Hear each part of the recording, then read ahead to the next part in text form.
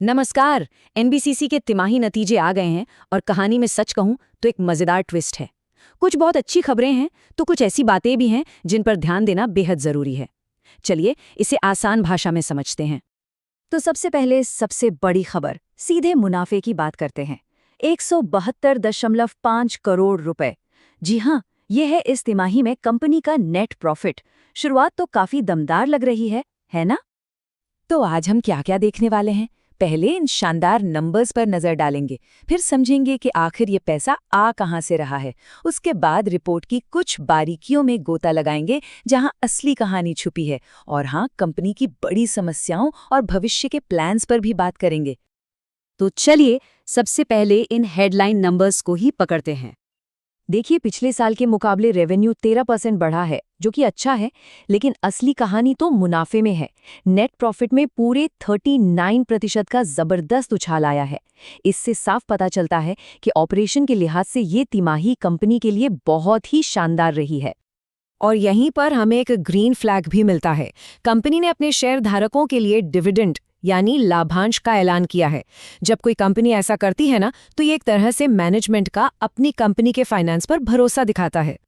ठीक है, प्रॉफिट तो बढ़िया है, पर सवाल ये है कि एनबीसीसी का पैसा आता कहाँ से है। चलिए कंपनी के बिजनेस को थोड़ा तोड़कर समझते हैं। और ये देखिए, ये काफी चौंकाने वाला है।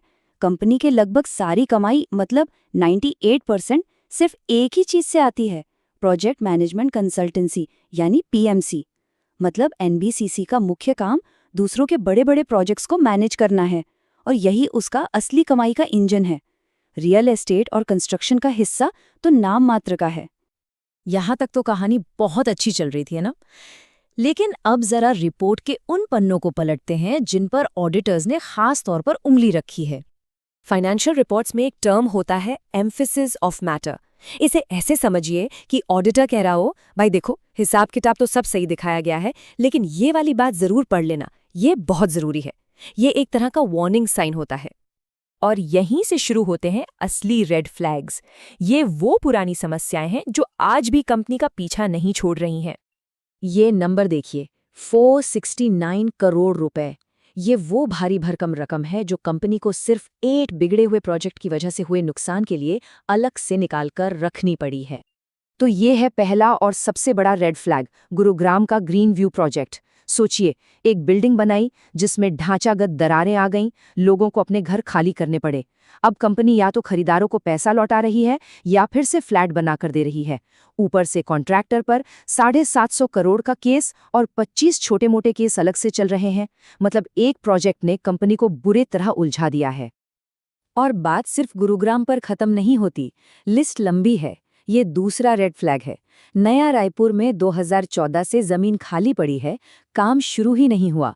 फरीदाबाद में एक डील अटकी पड़ी है। अलवर में बना बनाया प्रोजेक्ट 2018 से बिक नहीं रहा, और दिल्ली का एक प्लाजा तो 2015 से ही विवाद में फंसा है। इन सब में कंपनी का बहुत सारा पैसा फंसा हुआ है। और फिर आता है तीसरा रेड फ्लैग, टैक्स का सिरदर्द। कंपनी पर 405 करोड़ की एक पुरानी टैक्स डिमांड थी, जिसे अभी तो खारिज कर दिया गया है, पर इसकी फिर से गणना होगी, मतलब अनिश्चितता बनी हुई है। और तो और 91 करोड़ का एक अलग जीएसटी केस कोर्ट में चल रहा है। ये सब कंपनी के ऊपर तलवार की तरह लटक रहा है। तो इतनी सारी दिक्कतों के बाद सवाल उठता है कि अब आगे क्या? क्या कंपनी इन सब से बाहर निकलने के लिए कुछ कर भी रही है? चलिए देखते हैं। देखिए, यहाँ एक दिलचस्प चीज हुई। एक तरफ कंपनी ने एक प्रोजेक्ट को खरीदने की कोशिश की, पर वो डील हाथ से निकल गई। लेकिन दूसरी तरफ कंपनी ने सीधा दुबई में एक नई कंपनी खोल दी है। मतलब घरेलू मोर्चे पर एक झटका लगा तो अंतर्राष्ट्रीय बाजार में एक बड़ी छलांग लगा दी। ये दिखाता है कि कंपनी रुकने के मूड में नहीं है। तो आखिर में हम कहाँ पहुँचते हैं? इस पूरी तस्वीर को एक साथ कैसे समझा जाए? इसे ऐसे समझिए, एनबीसीसी एक बहुत पावरफुल गाड़ी चला रही है जिसका इंजन यानी उसका मौजूदा मुनाफा बहुत मजबूत है। लेकिन उस गाड़ी के पीछे अतीत का बहुत सारा भारी भरकम सामान भी बंधा हुआ है, जैसे खराब प्रोजेक्ट्स, कानूनी केस और टैक्स विवाद। और ये बोझ गाड़ी की रफ्तार को धीमा कर रहा है।